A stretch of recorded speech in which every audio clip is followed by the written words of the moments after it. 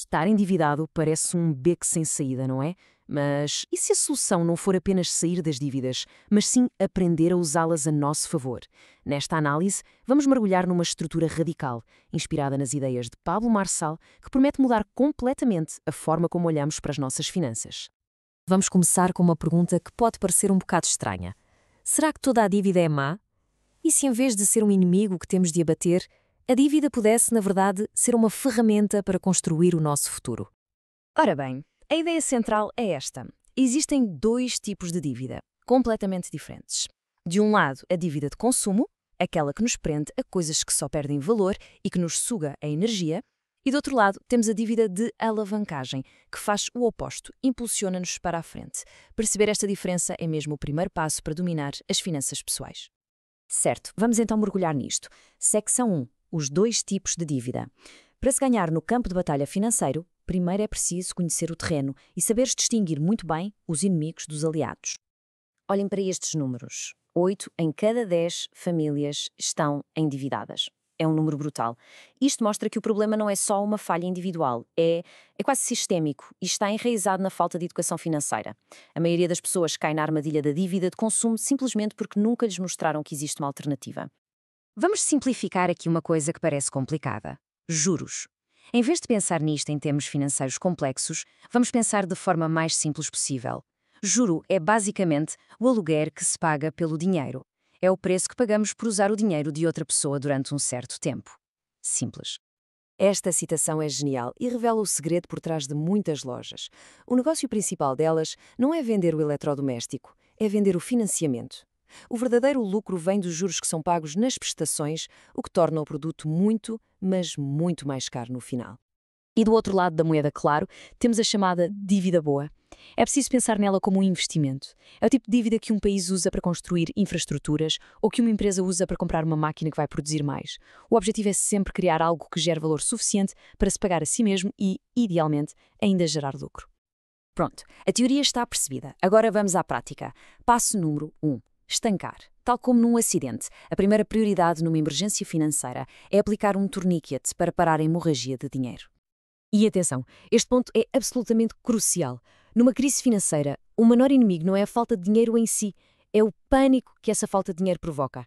É o caos mental, que nos leva a tomar decisões impulsivas que, quase sempre, só pioram a situação. A mentalidade necessária é precisamente a deste soldado. Mesmo perante uma perda terrível, ele não entra em pânico. Foca-se no próximo passo para sobreviver. Numa crise financeira, é esta clareza para agir, mesmo no meio do caos, que faz toda a diferença. Então, como é que se aplica este torniquete financeiro? Exige 3 ações imediatas, e sim, drásticas. Primeiro, listar absolutamente todas as despesas, para saber exatamente para onde o dinheiro está a ir. Segundo, cortar tudo o que não é essencial. E terceiro, reduzir o padrão de vida. Não são pequenos ajustes, é uma reestruturação total. Na prática, estancar a hemorragia pode significar cancelar aquela viagem, vender o carro ou mudar para uma casa mais pequena. São decisões difíceis que exigem a humildade de admitir que o estilo de vida atual não é sustentável e a coragem de o mudar radicalmente. E agora vem a parte que parece não fazer sentido nenhum. Passo 2. Estabilizar. Depois da cirurgia radical dos cortes, vem o passo mais contra-intuitivo de todos, a fase de repouso. A tentação é agir, mas o mais importante agora é não fazer nada e deixar a situação financeira estabilizar. A analogia é perfeita. Ninguém corre uma maratona no dia seguinte a uma grande cirurgia, pois não? Com as finanças é exatamente a mesma coisa. Depois de cortar as despesas todas, é preciso um período de repouso para o orçamento estabilizar. Tentar crescer demasiado depressa pode levar a novas dívidas. E esta fase testa a nossa paciência e disciplina como nenhuma outra.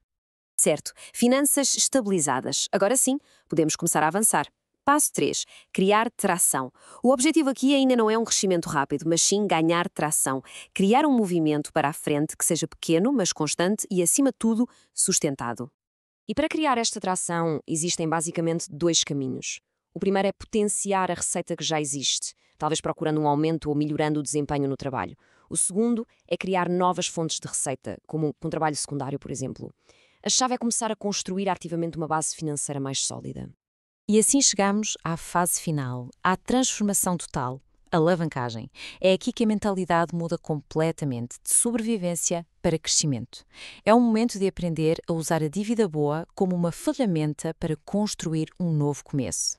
E aqui está a grande inversão de mentalidade, talvez a ideia mais radical de todas.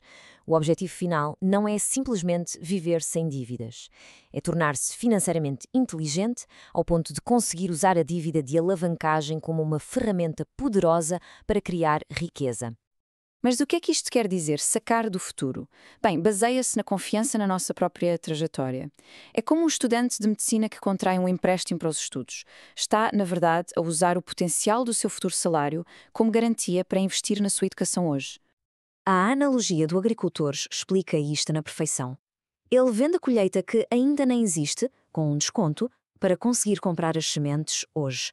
Ou seja, ele está a usar um ativo futuro para criar uma oportunidade no presente, tudo porque confia no crescimento que virá. E terminamos com uma questão para reflexão. De que futuro se pode sacar? O convite é para deixar de pensar nas limitações atuais e começar a visualizar o potencial do futuro que se quer construir. A pergunta não é sobre os recursos de hoje, mas sobre a confiança no amanhã que se está a criar.